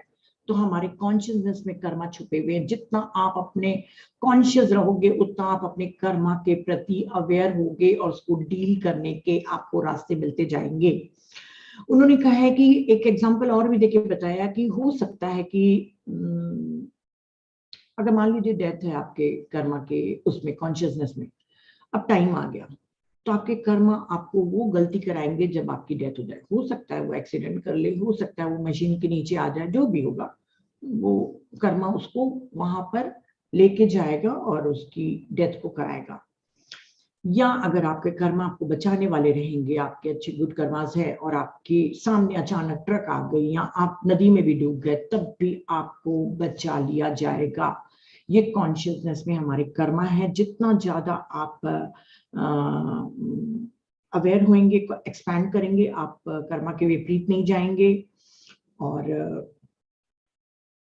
उस डिग्री तक के आपको बढ़ाना है जब आप उसको कोऑपरेट कर सके, अवेयर हो सके अपने कर्मा के, नोइंग। बहुत सी चीजों में ऐसा लगता है ना कि हाँ ये मेरे कर्मा है, वो अंदर की नोइंगनेस आती है, तब आती है अंदर से आवाज, तब आती है जब आपका कॉन्शियसनेस एक्सपैंड रहता है, नहीं तो कंप्लेनिंग मोड में रहते हैं। तो उन्होंने कहा है कि कर्मा आप चेंज कर सकते हैं अपने फायरी थॉट से। और लोग सोचते हैं कि कर्मा चेंज नहीं हो सकता, तो आप अपने कॉन्शियसनेस को बदलिए, अपने थॉट्स को बदलिए, आप देखेंगे कि आपकी लाइफ में मिरेकल होने लग गया। पर ये जो आप थॉट्स बनाएंगे या अपनी कॉन्शियसनेस को बढ़ाएंगे, वो अपने स्वार्थ के लिए नहीं, बल्कि ये भावना से आप बढ़ाइए कि कभी मेरी कॉन्शियसनेस इतनी बढ़ेगी कि मेरे कर्मा कटेंगे और मैं किसी लोगों के मदद के काम आ पाऊंगी। तो जितना आपका कॉन्शियसनेस बढ़ेगा, आप नेचर के जो लॉ हैं उसके साथ काम करेंगे, गलत काम नहीं करेंगे। चॉइस, चॉइस वाला जो चैप्टर है, कर्मा एंड चॉइस, ये उन लोगों के लिए है मेन जो स्पिरिचुअल सर्विस करना चाहते हैं। बहुत ही प्यारा चैप्टर है, वैसे सभी चैप्टर्स प्यारे हैं। तो उन्होंने कहा कि हम लोग सभी लोग यांत्रिक रूप से काम करते हैं, रिपीटेड एक्शंस करते रहते हैं, कर्मा बनाते रहते हैं। कॉज हम पहले बना चुके हैं, अब इफेक्ट आया, फिर उसमें हम कुछ गलत काम करते हैं, फिर कॉज बनाते हैं, फिर हमारे पास इफेक्ट आने वाला रहता है। ये एक साइकिल हम चलाते रहते हैं कई जन्मों तक। पर कभी कभी जब हम ब्यूटी और लाइट की तरफ बढ़ते हैं, जैसे आप ध्यान में आते हैं, मैं यहाँ पे आपको बहुत ही सिंपल लैंग्वेज में बताती हूँ कि जब भी कई लोग आते हैं ध्यान में, तो कई लोगों को डार्क फोर्सेस रोकती है, क्योंकि डार्क फोर्सेस नहीं चाहती है कि लोग ध्यान करें, अपने आप से जुड़ें और यूनिवर्स के उस सोर्स से कनेक्ट हों। तो डार्क फोर्सेस बहुत काम करती हैं, वहां पे आपको रोक देंगे। पर आपको उन्होंने कहा, टॉटकॉम ने, घबराने की जरूरत नहीं। अगर आपको रोकेंगी तब भी आपके कर्मा में अच्छे ही जाएंगे, फिर आपके लिए रास्ते खुल जाएंगे, आप कर सकते हैं। पर हमेशा ऐसा नहीं होता। हो सकता है आपने पिछले जन्म में इतने बुरे कर्मा किए हों कि जब आप अवेकन होने लग जाते हैं, जब आप मेडिटेशन करना शुरू कर देते हैं, तो आपके पास्ट लाइफ के कर्मा आपके ऊपर फिजिकली, मेंटली, इमोशनली अटैक करते हैं। आप अचानक बीमार पड़ जाएंगे, तो आपको लगेगा मैं तो मेडिटेशन करती, मैं और बीमार पड़ गई, अरे बाप रे हमारे घर में तो बहुत निगेटिविटी फैल रही है मेडिटेशन करने से, और मेरे अंदर तो और गुस्सा बढ़ रहा है। तो कई लोग बहुत जल्दी छोड़ देते हैं। तो टॉटकॉम कहते हैं समझो ये आपके पास्ट लाइफ का गार्बेज है, जो क्लिनजिंग प्रोसेस हो रही है, जो निकल रहे हैं, तो आप बिल्कुल पेशेंटली आप अपने मेडिटेशन को अपने लाइट और लव की तरफ जो बढ़ रहे हो, आप बढ़ते रहिए। धीरे धीरे आपके पास लाइफ के कर्मा वीकेंड होते चले जाएंगे, आपके लिए रास्ते खुलेंगे और आप और आगे प्रोग्रेस कर सकते हैं। और उन्होंने कहा है कि आप जब हम कर्मा बनाते हैं, यहाँ पे उन्होंने लॉ ऑफ डेट्स भी बताया है। हमारी लॉ ऑफ डेट्स डिसाइड करती है कि हमारे बुरे कर्मा, अभी आप समझ गए आपको मेडिटेशन में बाधा कौन पहुंचाता है, एक डार्क फोर्सेस। हर एक के पास डार्क फोर्सेस नहीं आती। आप ये समझ लीजिए आपके पास लाइफ के कर्मा आपको कर रहे हैं। आप मेडिटेशन करते रहिए नियमित रूप से, 40 दिन, 50 दिन, 108 दिन, आखिर आएंगे आप। तो उन्होंने कहा है कि जब वो डेट आती है, चाहे 5 जन्म के बाद आए, चाहे 3 महीने के बाद, चाहे क्षणिक 1 मिनट के बाद भी आपके मैनिफेस्ट हो सकते हैं। हम नहीं जान सकते कि वो कब डेट आपकी मैनिफेस्ट होगा। जो हमारा कंप्यूटर है वो इतना इंटेलिजेंट कंप्यूटर है, सुपर इंटेलिजेंट है। वो आपका इंडिविजुअल कर्मा लेता है, आपका नेशनल कर्मा, आपका ग्रुप कर्मा और भी कई कर्मा को प्रोसेस करता है और आपकी प्योरिटी और आपके लेवल के हिसाब से आपका डेट फिक्स कर देता है कि इस डेट पे ये आपको फल मिलने वाला है। और उन्होंने कहा है कि ये अंधविश्वास है कि लोग सिर्फ कर्मा के भरोसे में ही जीते हैं, कि हम इसको नहीं चेंज कर सकते। आप अगर सर्विस करेंगे, अगर आप साहसिक काम करेंगे और सभी को अपने में सम्मिलित करेंगे, सभी लोगों के साथ एक होके जुट होके करेंगे, तो आपके कर्मा कट जाएंगे और आपके, हाँ, यहाँ से हाँ, कई लोग सोचते हैं कि भाई अच्छा नीता मैडम ने बोल दिया भाई सर्विस करने से बहुत कर्मा कटते हैं। तो कई लोग ऐसे स्पिरिचुअल ग्रुप में मदद करने के लिए या अपने आप को इम्प्रूवमेंट के पाथ पे चलने के लिए आते हैं और सोचते हैं कि चलो हम इस ग्रुप का पार्ट बन जाएंगे। हर एक मेंबर आता है परंतु मेंबर नहीं बन पाता, क्योंकि जब तक कि आपका 70% कर्मा बर्न नहीं होता, तब तक कि आप कोई भी स्पिरिचुअल काम, कोई भी स्पिरिचुअल ग्रुप में आप जुड़ नहीं सकते। 70% कर्मा आपको खत्म करना है। वो कैसे खत्म करेंगे? आप अपनी अवेयरनेस से करिए, अपनी कॉन्शियसनेस को बढ़ा के गलत काम मत करिए, मेडिटेशन करिए, अच्छी अच्छी बुक्स पढ़िए, ज्ञान जितना मिलते जाएगा आपका कर्मा कटते जाएंगे और आप 70% क्लीन होंगे तभी आप इसमें सम्मिलित हो सकते हैं, नहीं तो आप कोई भी काम नहीं कर सकते। पहले कई लोग मेरे पास आते थे और कहते थे नीता मैडम हम काम करेंगे, बस इस महीने को छोड़ दीजिए, अगले महीने से हम आ जाएंगे, ऐसा वैसा। और कई लोग आ भी जाते थे, फिर उन लोग चले जाते थे। तो मुझे बड़ी खीज होती थी कि कितने मतलब क्या बोलूं उनको, कि आते हैं और बोल के प्रॉमिस करके चले जाते हैं। मैं बहुत चिढ़ जाती थी क्योंकि मैं बहुत बहुत स्ट्रिक्ट हूँ, खासकर स्पिरिचुअल सर्विस के लिए तो मैं किसी को नहीं छोड़ती, चाहे मेरी फैमिली मेंबर क्यों ना हो। कहीं पे भी मुझे ना लापरवाही पसंद नहीं आती है। तो मैं उनके ऊपर गुस्सा करती थी। पर जब हम टॉपफॉर्म को समझते हैं कि अरे, फिर उनको लगता है उनके अभी कर्मा कम नहीं हुए होंगे, अब जब हो जाएंगे तब वो खुद ही मेरे भी से या कहीं और से जुड़ जाएंगे, कहीं से भी जुड़े, पर जुड़े, अपने को इवॉल्व करें, क्योंकि पृथ्वी को उठाने के लिए हर एक को इवॉल्व होना जरूरी है। तो उन्होंने कहा है कि अगर मान लीजिए वो जबरदस्ती घुस भी जाएंगे आपके ग्रुप में, तो वो आपके रियल मेंबर नहीं बन पाएंगे। इसलिए नहीं बन पाएंगे क्योंकि कर्मा जो है उनको कमिटेड मेंबर बनने से रोकता है। कमिटेड मतलब जो रहता है ना, कमिटेड समझ गए होंगे, वायदे, मतलब वायदे का जो पक्का होता है वैसा नहीं कर पाएगा। आगे पीछे थोड़े ही समय के बाद वो ग्रुप को छोड़ देगा, या तो शांति से छोड़ेगा या उसको कंफ्यूजन होगा और वो छोड़ के चला जाएगा। और जैसे वो छोड़ेगा उस ग्रुप को, उसके ऊपर पर्सनल कर्मा ज्यादा तेजी से गिरेंगे। क्योंकि क्या होता है फ्रेंड्स, जब हम कोई ग्रुप में काम करते हैं, जैसे हमारा ज्ञान भारत का ग्रुप है, चाहे माही हो, चाहे मानसी हो, चाहे पद्मिनी हो, ममता हो, जो भी हो, हम सभी लोग अपने एक दूसरे के साथ ग्रुप मेंबर्स, हम लोग अपने कर्म को शेयर करते हैं। पर यदि कोई चला जाता है, मतलब वो कमिटेड नहीं है, वो सिर्फ छल के लिए आया था, अपने स्वार्थ के लिए आया था, जब वो बाहर जाएगा तो उसके ऊपर पर्सनल कर्म आएगा। अभी तक के तो हम शेयर कर रहे थे उसके साथ, वो उसके पर्सनल कर्म आएंगे। तो उन्होंने कहा है कि ग्रुप मेंबर्स हर मेंबर्स के कर्म को शेयर करके ईज करता है। और अगर आपने मतलब वो छोड़ के चला गया तो फिर से वही वाली लाइन पढ़ रही थी, तो उसके बाद इंडिविजुअल कर्मा ज्यादा आएगा। इसीलिए ऐसे मेंबर जो अपनी जिम्मेदारी और ड्यूटी को नहीं निभाते उनको वो कर्मा उस ग्रुप से निकाल देता है और कभी कभी उनको बहुत ही दुख और कष्ट में भी भेजता है। पर यदि आप किसी के साथ प्रॉमिस करते हैं कि यस मैं करूंगा और आप बहुत अच्छे वाले ग्रुप के हिस्से हैं जहां पे सभी लोग बहुत मेहनत कर रहे हैं, पर आप सिर्फ टाइम पास करने के लिए चले जाते हैं कि स्पिरिचुअल बैच पहनने के लिए कि मैं भी एक मेंबर हूं, तो आप चाहे निकलना चाहे ना चाहे, हर ग्रुप की एक सोल होती है।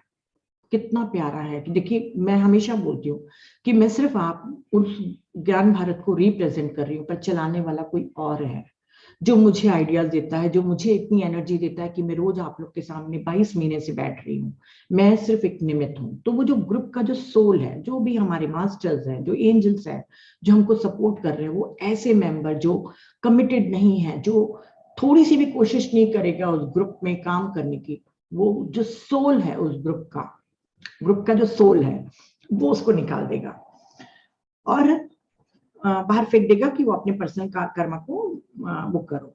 इसीलिए एडवांस और सर्विंग ग्रुप का हिस्सा बनने के लिए आपको सर्टेन डिग्री तक एक समझ चाहिए, बुद्धि चाहिए, प्योरिटी चाहिए और एक विलिंगनेस चाहिए कि हाँ मैं इस सर्विस को करूंगी और कमिट करूंगी और करूंगी प्रयास करूंगी।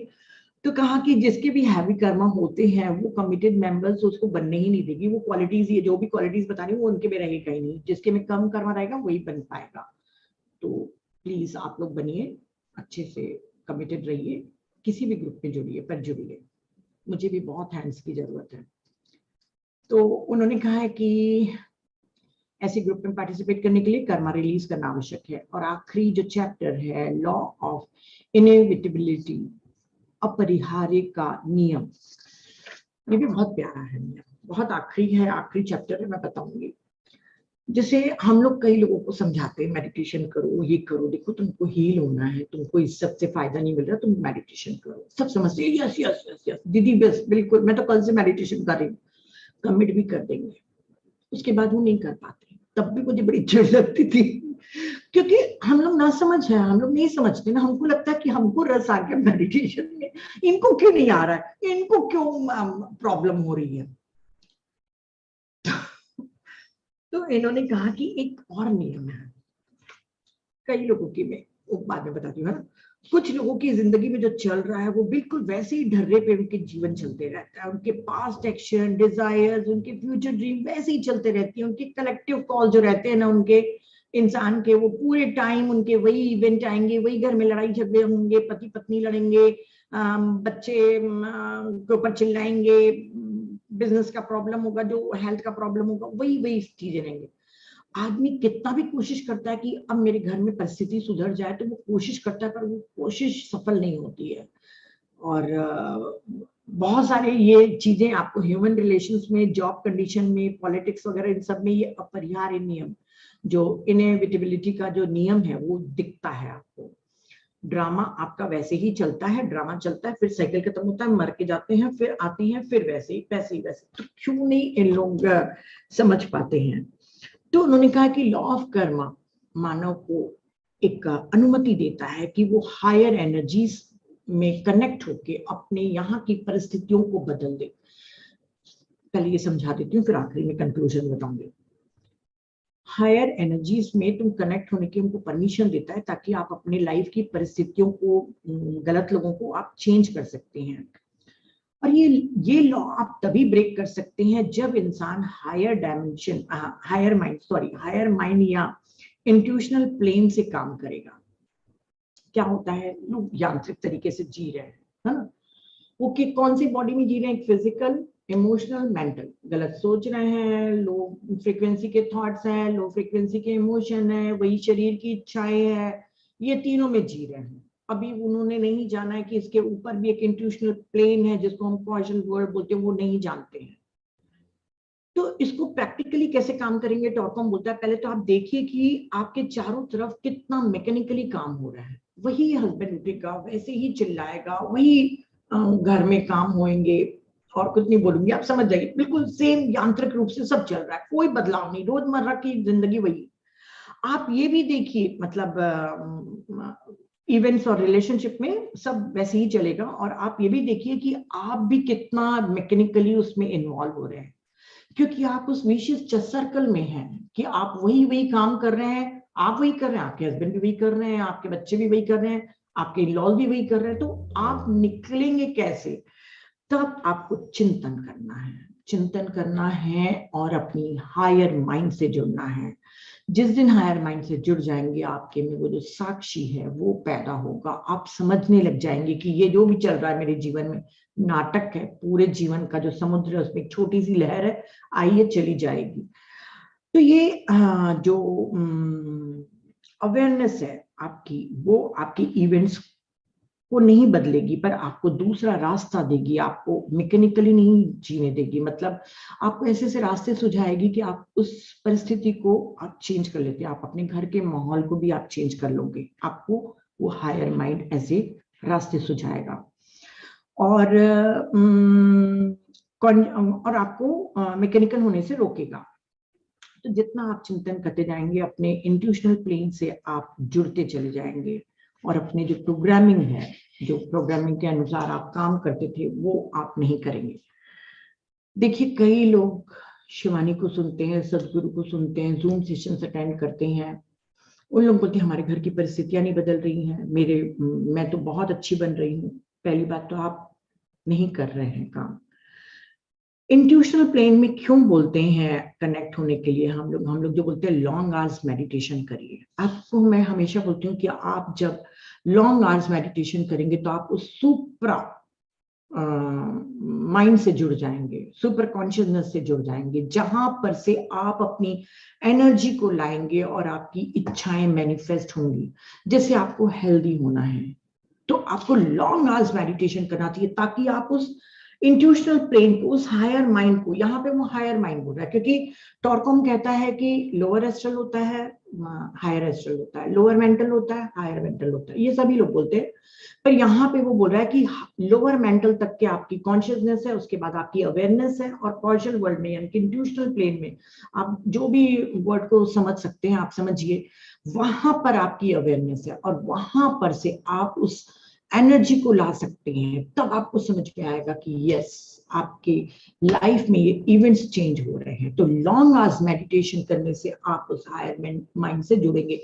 आधा आधा घंटा अगर आप 6 बार कर रहे हैं 6 जूम में जुड़ के, तो मत करिए, सिर्फ एक जूम में ग्रुप मेडिटेशन में जुड़िए, विजडम लेने पहुंच जाइए, आप विजडम लीजिए, पर मेडिटेशन आप लॉन्ग आवर्स करिए, ताकि आप इस जो अपरिहार्य नियम है उसको तोड़ सकें, अपने दुष्चक्र को, और आपको ऐसे ऐसे रास्ते सुझाए जाएंगे कि आपकी हेल्थ, आपके रिलेशन, आपकी समृद्धि, सब कुछ चेंज होगी। हम दूसरे लैंग्वेज में बोलते थे, टॉर्कम दूसरी लैंग्वेज में बोलता था, बस इतना ही था टॉर्कम का नियम, कि अपने ऊपर मेहनत करते रहिए, लगातार मेहनत करते रहिए, और जितना ज्यादा मेडिटेशन करेंगे, जितना ज्यादा अच्छे कल्याणकारी विचार करेंगे, अच्छे इमोशन करेंगे, तो आपके कर्मा बन होंगे। और जो भी आपके शत्रु हैं, आज डिटरमाइन कर लीजिए, क्योंकि डिटर्मिनेशन, आपको प्रण लेना जरूरी है कि उनको अपना फ्रेंड बना के ही रहेंगे। वो आपके फ्रेंड बने ना बने, आप उनके फ्रेंड बनना है, चाहे वो आपकी सास हो, आपके पड़ोस में कोई रहने वाली हो, कोई भी हो, आपको सभी रिलेशनशिप को फ्रेंडशिप में बदलना है, और सिर्फ अपने को ही एनलाइटन नहीं करना है, सभी लोगों को एनलाइटन करना है। इसमें से मैंने कुछ एक चैप्टर्स को मैंने नहीं बताया या शॉर्ट में बताया, इसका कारण यही था कि देखिए टाइम हो रहा है, और बेहतर रहेगा कि आप लोग अपनी इस बुक को जरूर से खुद पढ़ें। तो थैंक यू फ्रेंड्स, आशा करती हूँ कि